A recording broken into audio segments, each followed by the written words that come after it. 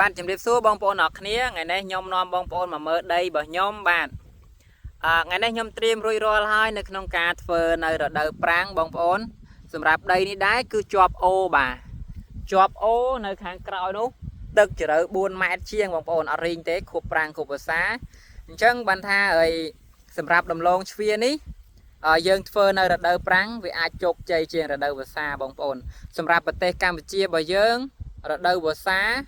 đây bởi dương trong đam ấy các bạn này để xa tại phliêng có đợt đo càng thiết còn on chân tới bông ôn ca sĩ coi dương oi tại lư tha đồng nam na rư co bọc hết lần tập pho lấy đài đam tơ miền tịp xa riêng lồng mom oi tại là bay là hiện tha ở miền tịp xa là ó cứ dương bọc đam từng óc nè hai nợ pe đài là ban pho máu bông ôn đăng dẹp ấy bờ tây Campuchia dương cứ ở toàn miền rong chạ cài này nơi rồi là tập pho cả sự cam thế miền có miền lẹ cả nãy tịch tôi đài chân hơi phơ ỏi pe đại dương đam ban trán cứ bị chôn khía bị phơ ỏi đầm lái nâng chọc khẳng chân bà sân chi bông ôn miền đây để chọp tực ô để chỉ tực tưng hai đây để trơ pan ở đôi chia đây đây mau nâng đây có hom sắt vậy tới bộ phết đây sẽ đây là đầm nam phơi chênh mà hơi bị ăn gây xạ bó chứ bông ôn ai đam bàn nơi không rồi đời prang ní đầm lông chuối cứ còn bà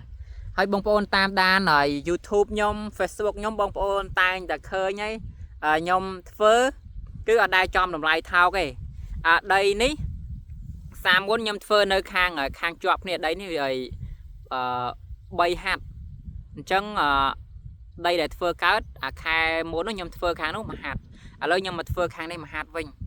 hay sờ rạp cái đá miền tực chân giọt phơi chân nhom phơi đầm lai từ lông so đầy ngay để nhom lụa qua ban hay nhom lụa cứ từ lại một pon vậy rồi chân bông ôn kết tới mà hay tá ngày nó ban được đập buôn tàu bông ôn côn nâng mà pon vậy rồi tới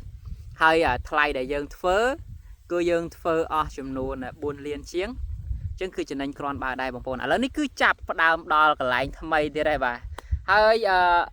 ไม่บานยมเฟอร์เตอร์แต่จูบเนอดำลายไทยบางคนคือយើងសិក្សាពីដំណាំនៅប្រទេសយើងថាក្នុងរដូវហ្នឹងតើពួកគាត់ដាំបានប្រមាណភាគរយយើងសិក្សាខ្លះណាបងប្អូនភាគច្រើនពេលដែលបងប្អូនដាំហើយមានអ្នកខ្លះគាត់ផុស Facebook ឬក៏បងប្អូនអាចសាកសួរព័ត៌មានដូចជាអ្នកលក់ដូចជាពួកខ្ញុំអីអាចសួរបានខ្ញុំដាំចំតែពេលដែលគេអត់ដាំបានពួកខ្ញុំដាំលក្ខណៈថាយើងមើលទៅថាអត់សូវមានអ្នកដាំច្រើនទេដល់ពេលដែលយើងដាំមកពេលដែលយើងប្រមូលផលមានន័យថាយើងប្រមូលផលមកតែម្នាក់ឯងអញ្ចឹងទៅតម្លៃវាថ្លៃល្អហើយបាទហើយសម្រាប់បងប្អូនដែលចង់ដាំដលងជ្វានេះបងប្អូនអាចតាក់ទងមកខ្ញុំមុនបានសាកសួរព័ត៌មាននៅវិធីសាស្ត្រនៅក្នុងការធ្វើហើយអវៈនេះខ្ញុំធ្វើសបកក្រហមសាច់សហើយបងប្អូនអាចចាំមើលបានតើដីរបស់ខ្ញុំ1ហិកតានេះខ្ញុំបានប្រមាណតោនហើយខ្ញុំក៏រងទីថាខ្ញុំធ្វើទៀបបំផុត18តោនបងប្អូនខ្ញុំហ៊ាននិយាយមុនអញ្ចឹងបណ្ដោយ18តោនទៀបបំផុតហើយនៅក្នុងការចំណាយដីក្នុង1ហិកតាអាចចំណាយអស់ចន្លោះពី4លាន50ម៉ឺនទៅ5លានអានេះយើងគិតទាំងព្យួរខ្ញុំព្យួរចំនួន4ជើងបងប្អូនព្យួរ4ជើងហើយតែវគ្គនេះខ្ញុំព្យួរអត់សូវស្អាតប៉ុន្មានទេប៉ុន្តែដោយសារតែ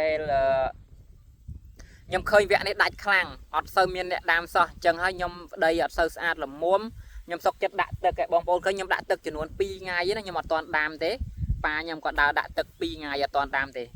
បងប្អូនអាចមើលដីបានឡើងជោកកាយមកសិតទឹកហ្នឹងណាបងប្អូនបាទនិយាយទៅគឺទឹកដល់បាតក្រោមទាំងអស់អាលីងណាហ្នឹងណាទឹកដល់បាតក្រោមអស់អាលីងហើយវាជ្រាបដល់ក្នុងអស់ហើយប៉ុន្តែខ្ញុំនៅតែអត់ទាន់ដាំដោយសារអីដោយសារតែវាមានដុំខ្លះអញ្ចឹងណាអញ្ចឹងគឺយើងដាក់មកឲ្យវាអាដុំហ្នឹងក៏វារៀងរលាយដែរបងប្អូនឃើញវារលាយហ៎ឃើញអត់ប៉ះមករលាយខ្សលអស់ចឹងហ្មងដល់ពេលរលាយអញ្ចឹងយើងដាក់2-3ថ្ងៃទៀតទៅឲ្យវាត្រូវខ្យល់ត្រូវលហើយមកដើម្បីឲ្យដីនឹងវាមានអុកស៊ីសែនគ្រប់គ្រាន់នៅក្នុងដីហ្នឹងណាហើយបានយើងដាំអញ្ចឹងដល់ពេលយើងដាំទៅគឺតែងតែជោគជ័យបងប្អូន ចឹងបានថាឲ្យមុននឹងដាំបងប្អូនអាចសាកសួរព័ត៌មានពួកខ្ញុំបានខ្ញុំអត់កណាញ់ទេនៅក្នុងការប្រាប់បច្ចេកទេស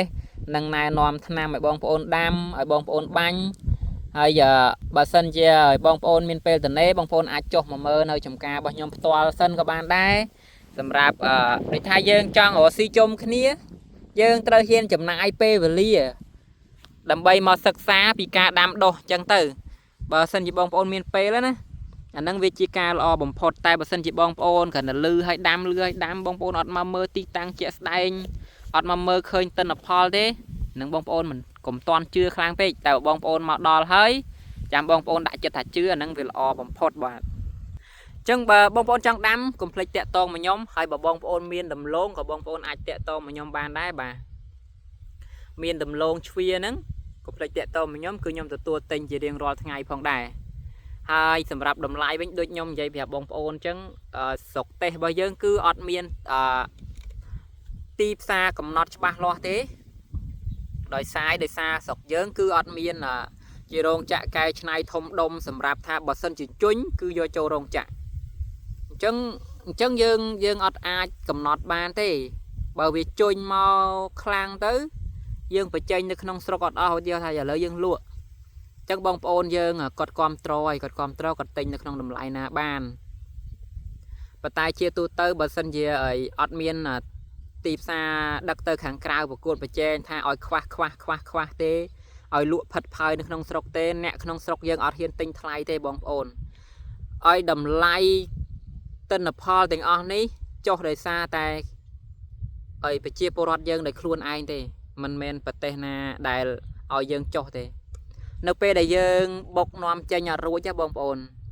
ឆាតមកច្រើនខ្លាំងមែនតែនទទួលទិញសុំទិញយកទៅហូបតែបងប្អូនដឹងឲ្យ1គីឡូប៉ុន្មានណាគាត់ឃើញយើងផុសច្រើនគាត់ដឹងថាវាជញ្ញអញ្ចឹងទៅគាត់ឲ្យតម្លៃយើងថោកទេ1គីឡូ1000 1គីឡូ500 400-500នោះគាត់ទិញច្រើនតែបើសិនជា1000ឡើងគឺពួកគាត់អត់ជួយទិញទេហើយរាល់ថ្ងៃបានអាចថាទិញពីចការដល់1400 1500នេះលួសត្រាតែយើងនាំទៅវៀតណាមអស់សឹងតែថាឲ្យពួកគាត់នៅក្នុងស្រុកអត់អីហូបអត់មានដលងហូបអត់មានដលងលក់អត់មានដលងទិញហូបអាហ្នឹងបានគាត់ហ៊ានទិញថ្លៃតែបើសិនជាឃើញថាដលងច្រើនហ្នឹងក៏អត់ហ៊ានទិញថ្លៃទេចឹងថាមានតែខ្មែរយើងបថោកគ្នាឯងទេមិនមានអ្នកក្រៅណាមកថាបថោកយើងទេអានេះបើបត់ពិសោធន៍ខ្ញុំរកផ្ទាល់បងប្អូនអានេះខ្ញុំនិយាយជាក់ស្ដែងតែម្ដងចឹងហើយបានថាបើមានរោងចក្រធំកែច្នៃទៅបើសិនជាគាត់អត់ទិញហូបរោងចក្រគេប្រមូលទិញយកទៅអស់ទៅក៏អត់អីហូបគាត់ទិញហ៊ានថ្លៃហើយចឹងបានថាបើសិនជាមានរោងចក្រសម្រាប់កែច្នៃគឺល្អខ្លាំងមែនទែនសម្រាប់ដំណាំដំឡូងជ្វាគឺយើងដាំបានទិន្នផលខ្ពស់ហើយងាយស្រួលនៅក្នុងការមើលថែងាយស្រួលនៅក្នុងការដាំបាទចឹងបងប្អូនមានចង្អល់អីបន្ថែមទៀតអាចតាក់ទងមកខ្ញុំបានអរគុណបាទហើយឥឡូវនេះមើលមុខប្រពន្ធខ្ញុំតិចទៅបាទគាត់គឺជាប្រពន្ធរបស់ខ្ញុំបាទឈ្មោះអីអូនឈ្មោះអីក៏បានអូណែអត់ឈ្មោះអញ្ចឹងបាច់ហៅឈ្មោះអញ្ចឹងបាយបាយ